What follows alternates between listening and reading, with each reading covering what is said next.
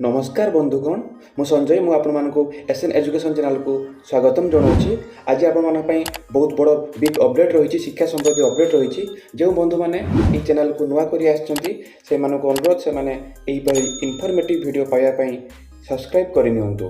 तार देखा कौन अपडेट रही प्रथम देखा स्कूल यूनिफॉर्म बंटन में अनियमितता बालेश्वर खैरा ब्लॉक रे स्कूल यूनिफॉर्म प्रस्तुति और बंटन में व्यापक अनियमितता होता नहीं बहु अभिभावक असंतोष प्रकाश करने सह विजिलेंस तदंत दाबी करिसेंती।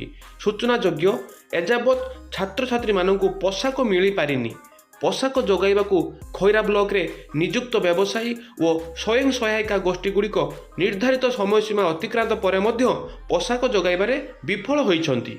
जिलापाल गणशिक्षा मंत्री और मुख्यमंत्री एप्रति दृष्टि दे यूनिफॉर्म जोगाण में बाधक साजिଥିବା एजेंसी शिक्षा विभाग और सफल रूपायन पर दायित्व थिबा अधिकारी उपरे आवश्यक कार्यानुष्ठान पर अभिभावक माने दाबी करिसेंती। जड़े शिक्षक चली पाठ पढ़ा आसिका ब्लॉक अंतर्गत गंगापुर ग्राम पंचायतर किशोर चंद्र पल्ली ग्राम में अनुदान प्राप्त सुदर्शन उच्च विद्यालय को राज्य सरकार पक्षर 5T रे अंतर्भुक्त कराई गत जनवरी मास 11 तारिख में उद्घाटन कराइथिला। गुणात्मक शिक्षार वातावरण सृष्टि एही पुरातन शिक्षानुष्ठान को स्मार्ट हाईस्कूल रे रूपांतरण कराइथिला। आसिका ब्लॉक अंतर्गत किशोर चंद्र पल्ली ग्राम में सरकारी अनुदान प्राप्त सुदर्शन उच्च विद्यालय नवम दशम श्रेणी में 52 जन विद्यार्थी पाठ पढ़ुवा बेले यही पुरातन शिक्षानुष्ठान में विज्ञान गणित कला कंप्यूटर हिंदी खेल शिक्षक पदवी खाली पड़ी। पदवी पूरण करने दिगरे शिक्षा विभाग पक्षर पदक्षेप नियाजाउनथिबा जोगु साधारण तीव्र असंतोष प्रकाश पाई। विद्यार्थी माने जुगोपयोगी और आधुनिक शिक्षा किपरि पाइबे ताकू नहीं साधारण प्रश्नवाची सृष्टि होइछि। जणे मात्र शिक्षक छात्र छात्री को पाठ पढ़ा जाउथबा देखिबाकू मिलिछि। बाड़ाउछंती गुरु खाइबा को देउ नाहंती। आमको हॉस्टेल रे शारीरिक और मानसिक निर्यातना दिया जाउछि। भल खाइबा को दिया जाउ नहीं।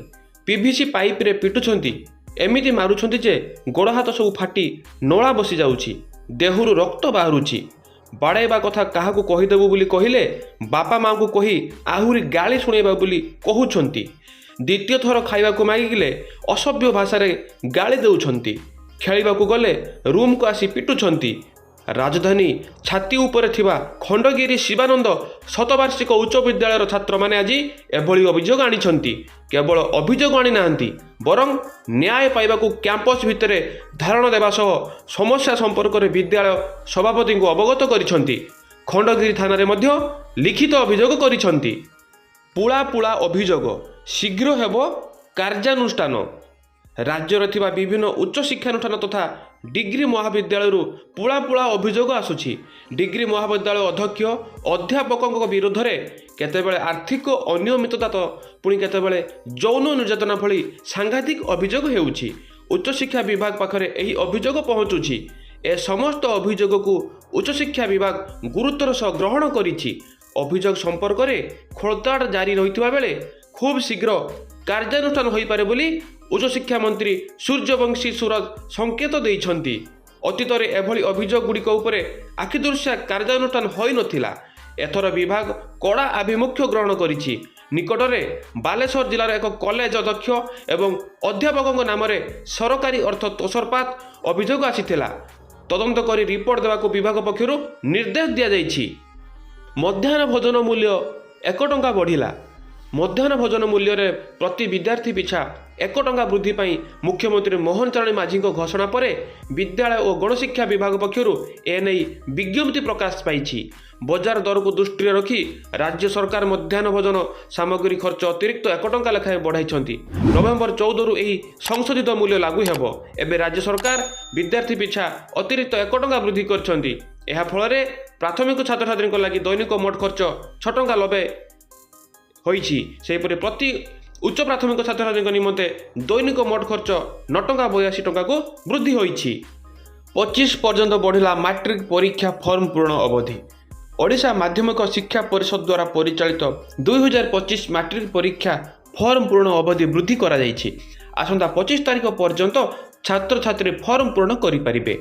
ଗତ ନଭେମ୍ବର 3ରୁ ଫର୍ମ ପୂରଣ ପ୍ରକ୍ରିୟା ଆରମ୍ଭ ହୋଇଥିବା ବେଳେ ସୋମବାର ଶେଷ ହୋଇଥିଲା। ମାତ୍ର ବହୁ ଛାତ୍ରଛାତ୍ରୀ ଫର୍ମ ପୂରଣ କରିନଥିବାରୁ ଅବଧି ବୃଦ୍ଧି ପାଇଁ ବୋର୍ଡ ପକ୍ଷରୁ ନିଷ୍ପତ୍ତି ହୋଇଛି। ପ୍ରାର୍ଥନା ସଭାରେ ବିଳମ୍ବରେ ପହଞ୍ଚିବାରୁ ଦଣ୍ଡ, 18 ଛାତ୍ରୀଙ୍କ କେଶ କାଟିଲେ ଶିକ୍ଷୟିତ୍ରୀ। ଆନ୍ଧ୍ରପ୍ରଦେଶର ଆଲୁରି ସୀତାରାମ ରାଜୁ ଜିଲ୍ଲାସ୍ଥିତ ଏକ ଆବାସିକ ବାଳିକା ବିଦ୍ୟାଳୟରେ କେତେକ ଛାତ୍ରୀ ବିଳମ୍ବରେ ପ୍ରାର୍ଥନା ସଭାରେ ପହଞ୍ଚିବାରୁ ଜଣେ ଶିକ୍ଷୟିତ୍ରୀ କ୍ରୋଧାନ୍ୱିତ ହୋଇ 18 ଜଣ ଛାତ୍ରୀଙ୍କ କେଶ କାଟି ଦେଇଥିବା ଜଣାପଡ଼ିଛି। କସ୍ତୁରବା ଗାନ୍ଧୀ ବାଳିକା ବିଦ୍ୟାଳୟରେ ଏହି ଘଟଣା ଘଟିଛି। ସ୍କୁଲ ଆରମ୍ଭ ହେବା ପୂର୍ବରୁ ଆୟୋଜିତ ପ୍ରାର୍ଥନା ସଭାରେ ଏହି ଛାତ୍ରୀମାନେ ବିଳମ୍ବରେ ପହଞ୍ଚିଥିଲେ। ଫଳରେ ସାଇ ପ୍ରସନ୍ନ ନାମିନୀ ଶିକ୍ଷୟିତ୍ରୀ ଦଣ୍ଡ ସ୍ୱରୂପ ଏକ କଇଁଚି ସାହାଯ୍ୟରେ ସେମାନଙ୍କର କେଶ କାଟି ଦେଇଥିଲେ। ତେବେ କେତେକ ଛାତ୍ରୀ ଏହି ଘଟଣା ସମ୍ପର୍କରେ ସେମାନଙ୍କ ଅଭିଭାବକଙ୍କୁ ଜଣାଇବା ପରେ ଉକ୍ତ ଶିକ୍ଷୟିତ୍ରୀଙ୍କ ବିରୋଧରେ କାର୍ଯ୍ୟାନୁଷ୍ଠାନ ଗ୍ରହଣ କରାଯାଇଛି। ଓଏସ୍ଏସ୍ସି ପକ୍ଷରୁ ଚାକିରି ବିଜ୍ଞପ୍ତି, ଅବକାରୀ ଏସ୍ଆଇ ଓ ଟ୍ରାଫିକ୍ ଏସ୍ଆଇଙ୍କୁ ନିଯୁକ୍ତି ଦେବେ ରାଜ୍ୟ ସରକାର। ରାଜ୍ୟରେ ନିଯୁକ୍ତି ପାଇବେ ଅବକାରୀ ସବ୍ ଇନ୍ସପେକ୍ଟର ଓ ଟ୍ରାଫିକ୍ ଏସ୍ଆଇ। ପ୍ରାର୍ଥୀଙ୍କୁ ଗ୍ରୁପ୍ ବି ଓ ଗ୍ରୁପ୍ ସି ପଦରେ ବିଭିନ୍ନ ବିଭାଗ ଅଧୀନରେ ନିଯୁକ୍ତି ଦିଆଯିବ। ଏନେଇ ଓଡ଼ିଶା କର୍ମଚାରୀ ଚୟନ ଆୟୋଗ ତରଫରୁ ଏକ ବିଜ୍ଞପ୍ତି ଜାରି କରାଯାଇଛି। ନଭେମ୍ବର 25ରୁ ଅନଲାଇନ୍ ଆବେଦନ ପ୍ରକ୍ରିୟା ଆରମ୍ଭ ହୋଇ ଡିସେମ୍ବର 24ରେ ଶେଷ ହେବ। ସେହିପରି ଅନଲାଇନ୍ ଆପ୍ଲିକେସନ୍ ଫର୍ମ ସବମିଶନ ଓ ଅନଲାଇନ୍ ଆପ୍ଲିକେସନ୍ ଫର୍ମ ସଂଶୋଧନ ପ୍ରକ୍ରିୟା ନଭେମ୍ବର 25ରୁ ଆରମ୍ଭ ହୋଇ ଯଥାକ୍ରମେ ଡିସେମ୍ବର 27 ଓ 30 ତାରିଖରେ ସମାପ୍ତ ହେବ। ଟ୍ରାଫିକ୍ ଏସ୍ଆଇ ପଦ ପାଇଁ ପ୍ରାର୍ଥୀ ଯେକୌଣସି ସ୍ୱୀକୃତିପ୍ରାପ୍ତ ବିଶ୍ୱବିଦ୍ୟାଳୟ ଶିକ୍ଷାନୁଷ୍ଠାନରୁ କଳା, ବିଜ୍ଞାନ, ବାଣିଜ୍ୟ, ଇଞ୍ଜିନିୟରିଂରେ ସ୍ନାତକ ଡିଗ୍ରୀ ପାସ୍ କରିଥିବେ। ସେହିପରି ଅବକାରୀ ଏସ୍ଆଇ ପଦ ପାଇଁ ଯେକୌଣସି ସ୍ୱୀକୃତିପ୍ରାପ୍ତ ବିଶ୍ୱବିଦ୍ୟାଳୟ କିମ୍ବା ଶିକ୍ଷାନୁଷ୍ଠାନର ବ୍ୟାଚେଲର ଡିଗ୍ରୀ ହାସଲ କରିଥିବେ। ତେଣୁ ଆଜି ପାଇଁ ନ୍ୟୁଜ୍ ଅପଡେଟ୍ ଏତିକିରେ ସରୁଛି। ଆପଣମାନଙ୍କୁ କେମିତି ଲାଗିଲା ଆମର ନ୍ୟୁଜ୍ ଅପଡେଟ୍ ନିଶ୍ଚିତ କମେଣ୍ଟ ମାଧ୍ୟମରେ ଜଣାଇବେ। ଯେଉଁ ବନ୍ଧୁମାନେ ନୂଆ କରି ଆସିଛନ୍ତି ଏ ଚ୍ୟାନେଲକୁ ଦୟାକରି ସବସ୍କ୍ରାଇବ୍ କରିନିଅନ୍ତୁ। ଆଜି ପାଇଁ ମୁଁ ରହୁଛି ସଞ୍ଜୟ। ଭଗବାନ ସମସ୍ତଙ୍କର ମଙ୍ଗଳ କରନ୍ତୁ। ଜୟ ଜଗନ୍ନାଥ। ବନ୍ଦେ ଉତ୍କଳ ଜନନୀ।